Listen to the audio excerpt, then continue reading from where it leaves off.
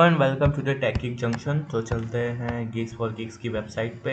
ऐसे करते हुए हम लोग उसके इंटरफेस पे पहुंच जाएंगे। पहला लिंक ही क्लिक करेंगे और जैसा कि मैंने बताया था कल जॉबाथॉन था, तो अगर एक बार विज़िट करना चाहें तो एक बार विज़िट कर लेते हैं। ठीक है, तो हम लोग ऐसे करके पास्ट इवेंट में जाएंगे और ये व्यू डिटेल करेंगे। ठीक है, और ये आर्चिव्ड हो गया, मतलब कल ये हो चुका है।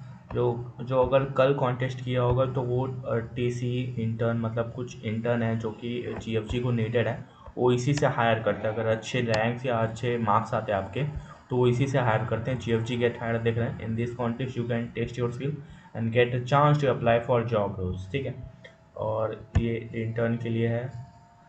ठीक है, टेक्निकल कंटेंट इंजीनियर इंटर्न। ठीक है, ये लोग 20K पर मंथ देते हैं ऑन साइट।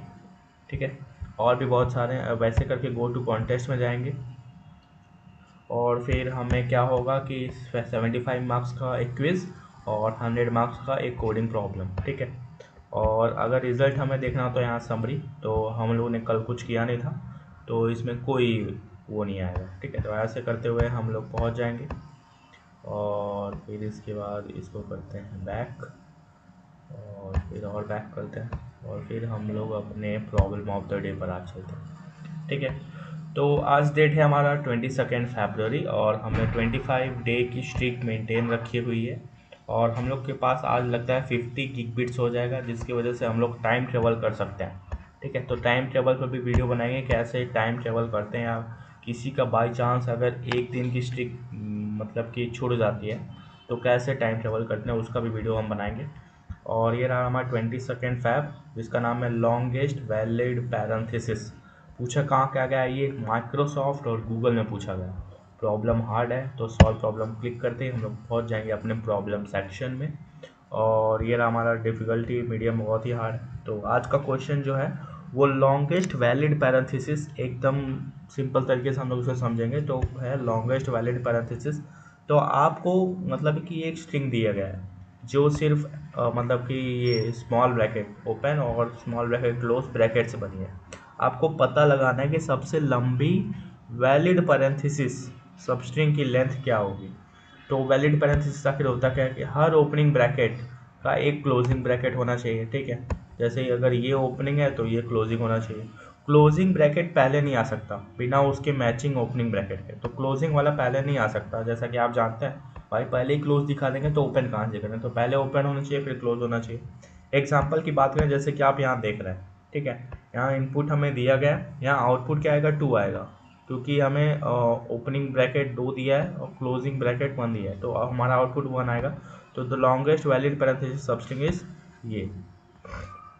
तो एक्सप्लेनेशन, एक वैलिड सबस्ट्रिंग है तो इसका लेंथ 2 होगा। ठीक है, जो मतलब कि वैलिड है उसका लेंथ 2 होगा। और इसका अगर आप देख रहे हैं तो हमारे पास इसमें कितने पैरेंथेसिस है, 1 2 3 4। तो जो वैलिड है बस उन्हीं को हम काउंट करके अपना आउटपुट लिखेंगे। इसमें कितने हैं 1 2, सिर्फ 2 है तो इसका आउटपुट कितना आएगा 2 आएगा। ठीक है, इस तरह से हमें कंस्टेंट दिया गया। तो चलिए हम लोग अब इसको लिखते हैं। अब हम लोग कोड लिखेंगे। तो पहला हम लोग क्लास और फंक्शन ऑलरेडी डिफाइंड है तो हमें ज़्यादा कुछ इसमें नहीं लिखना है। ठीक है, क्लास और फंक्शन ऑलरेडी डिफाइंड है तो हमें एक क्लास सॉल्यूशन बना हुआ है। क्लास एक सॉल्यूशन बना हुआ है क्योंकि ये गीक्स पर ऐसे ही फॉर्मेट में फंक्शन लिखना पड़ता है। और ये मैक्स लेंथ, ठीक है, फंक्शन का काम है सबसे लंबी वैलिड पैरेंथेसिस सबस्ट्रिंग की लेंथ रिटर्न करना। ठीक है, अब हम लोग स्टेप 2 कुछ वेरिएबल डिफाइन करते हैं, एस टी के और एन। ठीक है, इसमें हम लोग क्या पहले -1 डिफाइन कर रहे हैं और क्या कर रहे हैं, -1 डिफाइन कर दिया, 0 डिफाइन कर दिए और length of S, length of string बोले। अब यहाँ जो एस टी देख रहे हैं, एस टी को हम लोग -1 क्यों असाइन किए कि एक स्टैक बनाया है जो इंडेक्स से स्टोर करेगा, यानी -1 पहले से रखा है ताकि कैलकुलेशन ईजी हो। और के को हम लोग 0 असाइन किए हैं, ये मैक्सिमम वैलिड लेंथ स्टोर करेगा। और एन क्या करेगा कि ये स्ट्रिंग एस का लेंथ स्टोर करेगा। ठीक है, अब हम आगे चलते हैं स्टेप 3 में। अब हम लोग लूप चलाएंगे। लूप चलाएंगे फॉर आई इन रेंज, क्या रखें इसमें हम लोग एन रखते हैं, for I in range N. और ये हम लोग ऐसा किए, लूप हर कैरेक्टर को चेक करेगा 0 से लेकर n-1 तक।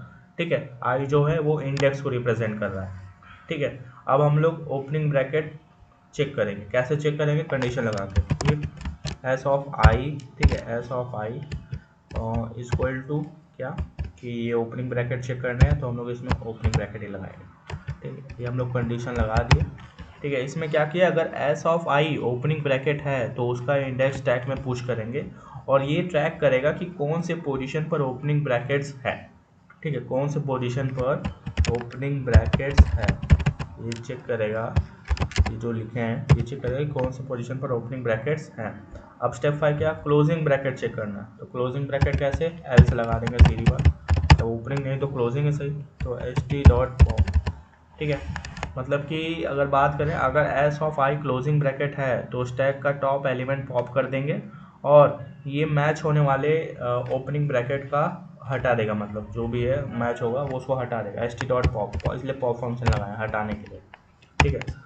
और इफ एच टी मतलब स्टैक की बात करें, अब क्या कि वैलिड पैरेंथेसिस लेंथ अपडेट करेंगे। कैसे करेंगे कि अगर स्टैक खाली नहीं है, ठीक है, अगर स्टैक खाली नहीं है तो करेंट वैलिड सबस्ट्रिंग की लेंथ कैलकुलेट करेंगे। कैसे कैलकुलेट करेंगे कि k इक्वल टू मैक्स, यानी सबसे बड़ा वैलिड लेंथ स्टोर करेंगे। कैसे, k equal to max of k और i और क्या माइनस स्टैक ऑफ -1, इसको ऊपर ऑलरेडी डिफाइन किया हुआ है, ठीक है।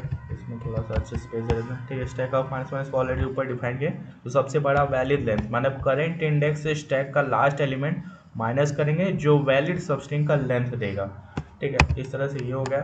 अब हम लोग अगर ये नहीं हुआ, एल्स की कंडीशन लगा रहे हैं, ठीक है, तो क्या अपेंड कर देंगे, मतलब स्टैक एम्प्टी हो गया, सीधी बात, स्टैक एम्प्टी हो गया मतलब अगर स्टैक खाली हो गया तो करंट क्लोजिंग ब्रैकेट का इंडेक्स पुश कर देंगे और ये वैलिड सबस्ट्रिंग को ट्रैक करने में मदद करेगा, वैलिड सबस्ट्रिंग को ट्रैक करने में मदद कर रहा है हम लोग का, ठीक है। अब हम लोग लास्ट में क्या करेंगे कि आंसर रिटर्न कर देंगे कि वेरिएबल में लॉन्गेस्ट वैलिड पैरेंथेसिस सबस्ट्रिंग का लेंथ स्टोर होगा और वही फाइनल आंसर रिटर्न होगा यहाँ पर, ठीक है।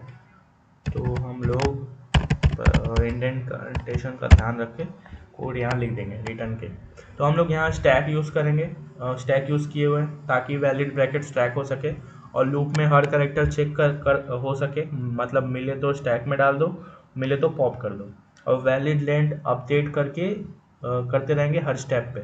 जो सबसे लंबी वैलिड सबस्ट्रिंग मिलेगी वही फाइनल आंसर होगी, ठीक है। तो हर क्या एक मतलब कि एक क्लोजिंग और हर ओपनिंग ब्रैकेट होना ही चाहिए और स्टैक से ट्रैक करेंगे कौन सा ब्रैकेट पेयर हो रहा है और लॉन्गेस्ट वैलिड सबस्ट्रिंग का लेंथ रिटर्न करेंगे, ठीक है। इस तरह से हम लोग का प्रॉब्लम होता है सॉल्व। अब हम लोग कंपाइल रन करा के देखते हैं क्या कंडीशन आती है। आई होप सभी चीज़ें तो हम लोग ने सही लिखी है, लेकिन कुछ दिक्कत आ रही है क्या कि यहाँ सिंटैक्स एरर आ रहा है। क्या आ रहा है कि यहाँ पर हम लोग ने असाइनमेंट ऑपरेटर लिखा हुआ है जो कि यहाँ पर होगा और नहीं इक्वल ऑपरेटर होगा, ठीक है। कंडीशन लगा रहे हैं तो असाइनमेंट हम लोग इसको असाइन क्यों करेंगे। अब हम लोग देखते हैं, हाँ असाइनमेंट ऑपरेटर नहीं था, कंडीशन लगा रहे थे। तो इस तरह से जैसे कि हमारा इनपुट देख रहा है, इनपुट में हमको एक क्लोजिंग और एक ओपनिंग मिल रहा है, तो हमारा टोटल आउटपुट 2 आना चाहिए और एक्सपेक्टेड आउटपुट भी हमारा 2 है। तो इस तरह से हम लोग का प्रॉब्लम जो है सक्सेसफुली कंपाइल हुआ। अब हम लोग सक्सेसफुली सबमिट करके देखेंगे तो हम लोग का प्रॉब्लम जो है वो सक्सेसफुली सबमिट हो गया।